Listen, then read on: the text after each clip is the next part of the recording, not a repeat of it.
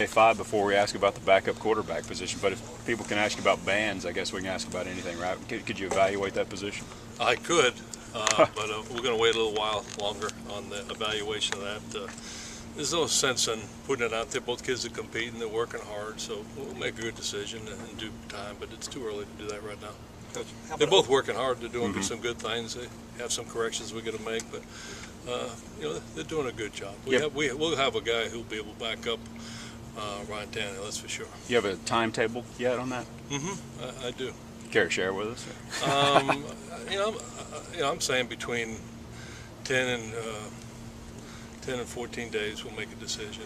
Make sure he starts getting a few more reps. But the way it's going to end up, either one could play. They could both play. If Ryan went down, they both could play. They're both talented. They're both good kids. They study hard. So I have confidence in both guys. So make him down a coin toss at the end.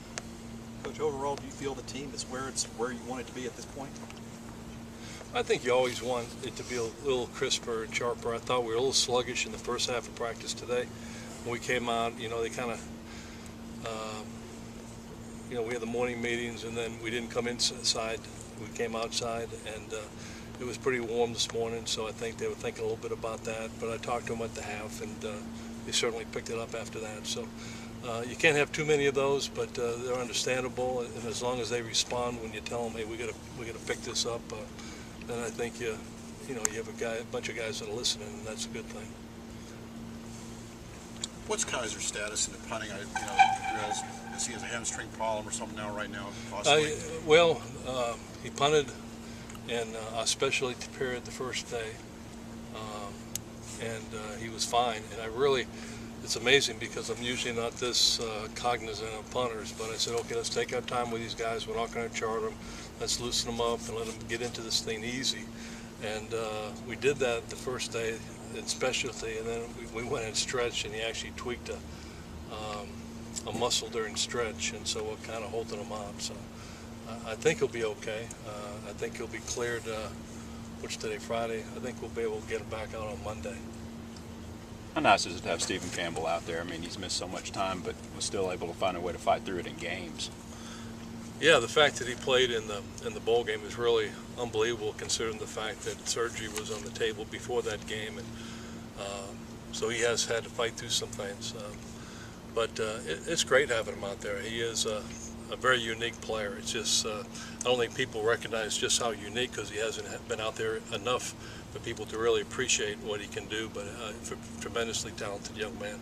Coach, can you talk about the competition level at the wide receiver positionings, specifically the slot? Y'all a lot of depth there. Well, obviously Swope goes into the season as the lead guy, and he's had a pretty good camp so far. You have Kendrick McNeil, who has done a good job in the past. His problem in the past has probably been more injury related than anything else, just trying to keep him healthy. Malcolm Kennedy, who was redshirted last year, is really bigger, stronger, and faster than he was a year ago. And those slots have to do a lot of things. They catch bubbles, and they get beat up a little bit. They catch some screens, and they have to block. They run reverses. So the fact that he's a bigger man helps him a little bit.